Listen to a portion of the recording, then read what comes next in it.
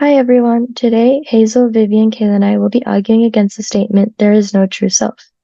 Here's a brief overview. And to address this question, we need to first define our concept. We find that dominant conceptions of the true self tend to lean towards the assumption that it is singular, mostly inaccessible or unconscious framework that informs our thoughts, feelings, and behaviors, and relatively stable across contexts in life. We will be taking the position that the true self does exist, but propose that it is instead a multifaceted, dynamic, inherently subjective, and ultimately socially constructed system that we present to ourselves and others. While situationalists might believe that complex human behaviors are driven by aspects of the situation rather than stable intrinsic characteristics, and might therefore argue against the existence of a true self, there's still a large body of empirical evidence suggesting that cross-situational consistencies in behavior are strong and pervasive.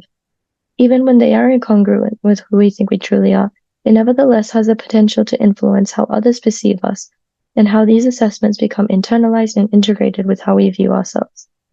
In this, you have been busy with a big work opportunity and you haven't been able to contact one of your friends as often. They've recently been going through a hard time and expressed that they feel like you haven't been supportive enough. Your self-perception may then shift from being a good friend to a bad friend or inattentive friend. This similarly applies to the numerous social roles we play with our families, friends, partners, co-workers, and how we present ourselves on social media. Even if the true self is thought to be mostly inaccessible to ourselves and others, such as the I self proposed by James in 1890, these different renditions that others can see aren't necessarily always untrue. The true self can exist without being seen all the time. This collection of self-representations is what we mean by being dynamic. They can be activated as a result of salient situational stimuli, while others are willfully recruited or invoked in pursuit of a goal. Dynamic from a constructivist perspective can also mean that this true self is built and changed by experiences over time. I'm sure that our perceptions of our true self have changed from when we were 12 years old to now. I'll be handing off to Vivian. Hi everyone, I'm Vivian, and I'm going to be presenting our second argument that supports the existence of a true self. This argument is actually similar to the onion metaphor that we're using for this assignment. You can think of the concept of the self as layers of the onion. There are peripheral qualities, such as physical characteristics, which are, contrary to common belief, not that important in defining who we are. And then, as you get deeper into the layers of the onion, you'll eventually reach the core. And psychologists agree that this is our true self. Most importantly, people see themselves and other people as morally good.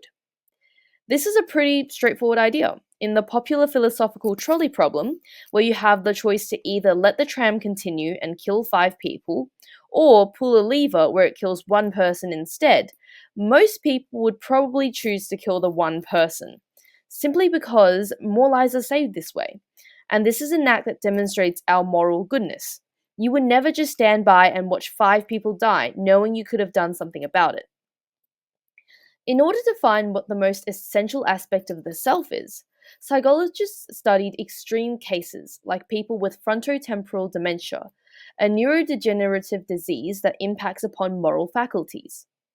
FTD patients often exhibit symptoms of dishonesty, inappropriate behavior, and decreased empathy. And these moral changes had a significant negative impact on their relationship with their carers. Carers said that it was as though someone else had crawled into the skin of the person that they used to know. So that means when people's identity changes for the worse, others perceive them as being less like themselves. But the opposite is also true. When people change for the better, others usually see it as discovering their true selves. Think about all the self help books out there claiming to help you find your true self, pointing towards a universal agreement that we do have a true self and our goal in life is to find it. That wraps up my argument. Kayla is going to talk to you next about how the notion of a true self helps with goal pursuit, well being, and motivation. Hi, my name is Kale, and I'll be providing our final argument that there is true self. Now, our final argument is that true self exists as a foundation for our motivation, behavior, and pursuit of meaning. Therefore, the true self is reflected in the principles of self-determination theory. This is evident in our everyday lives where our true self guides autonomous decisions. that align with our desires and reflect our values. In contrast, external pressures often push us towards actions that don't necessarily align with our authentic beliefs. Our true self also acts accordingly to meet our needs of competence. It guides our journey on mastery and adaptability. What do I need to improve on? How can I improve this? And how can I achieve this? These are some of the thoughts that influence our decisions stemming from our true self's intrinsic desire for growth. Finally, the true self is connected to relatedness, where social connections are greatly enhanced when acting according to our true selves. Rather than projecting a mask for conformity, we can better express ourselves authentically and reflect our values when seeking more accepting relationships. By seeking relationships that accept us, we can act in ways that are consistent with our true selves. This influences the decisions we make within those relationships, decisions that are meaningful and align with our goals and purpose. Overall, the true self is shown to be vital in navigating our journey's decisions, motivation, and connection with others. It provides us a life philosophy that guides our navigation of our goals and social world.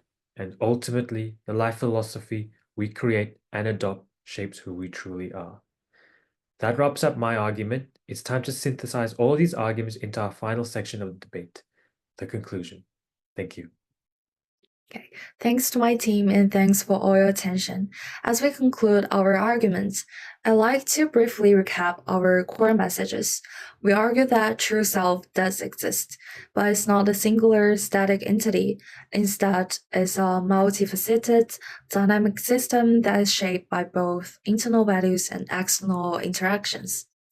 Blair emphasizes that even when our behaviors seem inconsistent across situations, there is a strong body of evidence showing cross-situational consistency that shape and reflect our true self. We then discussed how our moral core is key to understanding who we truly are.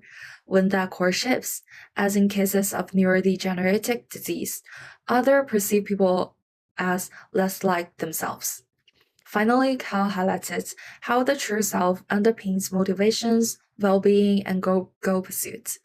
Aligning with self-determination theory, it helps us to make autonomous choices and foster meaningful connections. We recognize the limitation of our position. The true self is difficult to measure and often abstract, which is influenced by changing social, cultural, and personal factors.